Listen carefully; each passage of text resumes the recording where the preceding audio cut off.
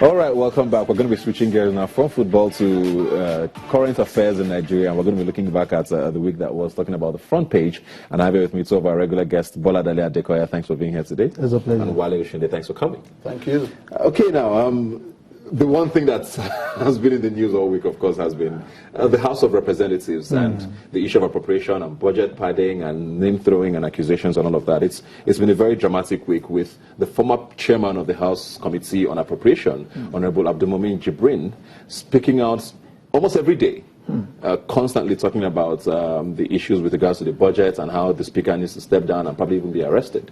He's released a lot of other names.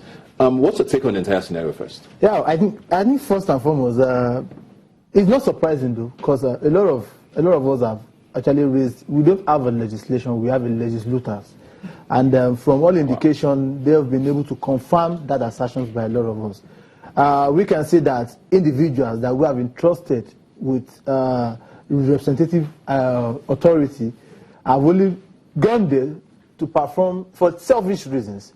And they've shown, even for the speaker, that a lot of us see as someone that is charismatic, someone that is down to earth. He has shown that the devil is not usually, cannot be identified in looks. I think it's better for you to know them in total. I'm so happy. I'm glad this is coming up. I'm glad, though, on the part of Honorable Jibrin also, he cannot be termed a whistleblower, so to say, because while it was rosy, he kept his mouth shut. While he was still eating, he could not talk. But unfortunately, when the food finished and it was taken away from him, he got his tongue back. That is disappointing. But they should not throw the baby away with the bathwater. I think he has raised their main issues. He has raised a lot of allegations with evidences. And I think it's really important that the Economic Financial EFCC and every other agencies involved should get really involved. They should stop playing the spectator role. They should get really involved. I'm so glad both individuals, none of them have immunity, so they can be arrested, they can be prosecuted, and we really want to see them prosecuted.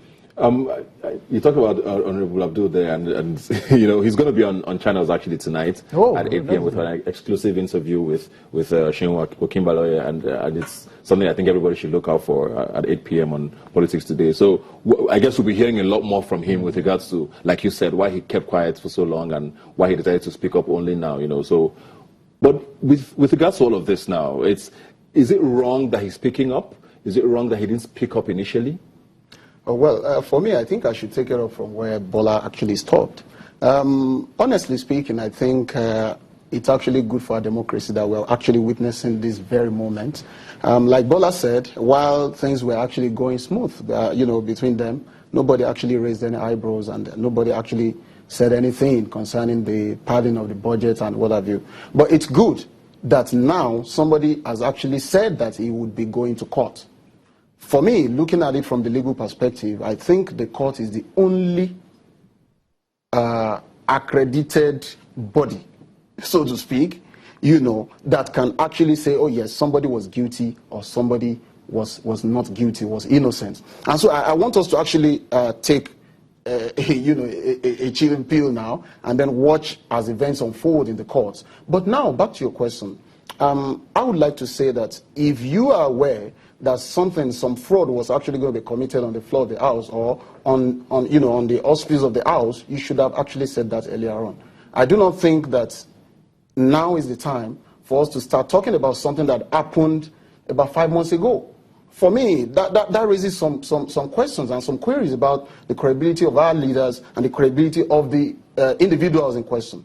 And so, but that is not to say that crimes were not committed or offenses were not committed, or that is exactly, you know, or that his allegations are false or true, until the court has actually come to tell us, in the circumstance that so allegation is correct and so allegation is actually false. Do you think he should step down? I'm speaking of speaker now. I mean, we did hear that Honorable Abdulmumin was fired, but he came out to say, oh no, I actually resigned before any of this happened because I knew they were trying to get me out, so I put in my resignation. Do you think the speaker should resign?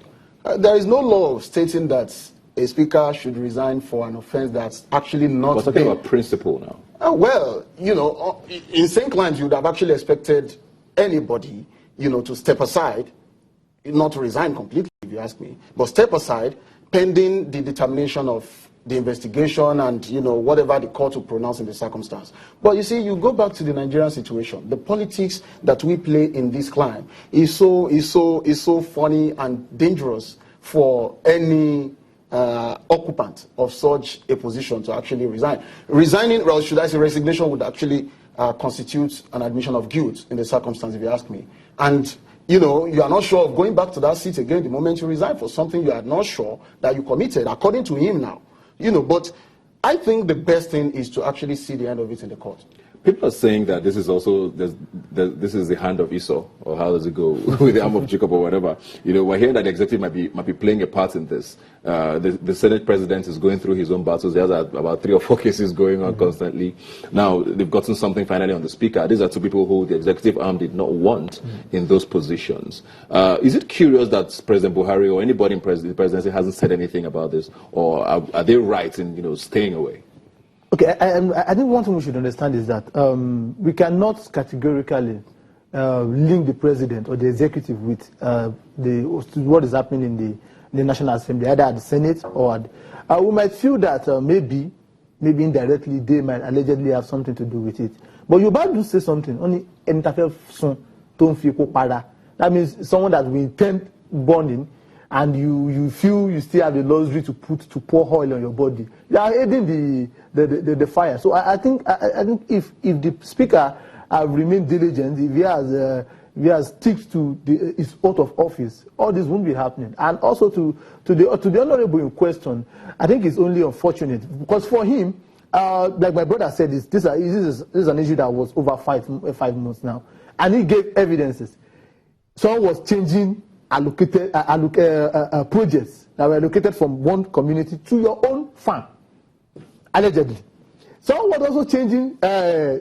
See, it's even funny because they turned it to almost a Ludo game. Sorry, how much do you want? 1.2 billion. Okay, take. Cancel. We all saw the drama, and so it shows that it's a charade. And I think to a large extent, individual people like this don't even have any business in the National Assembly.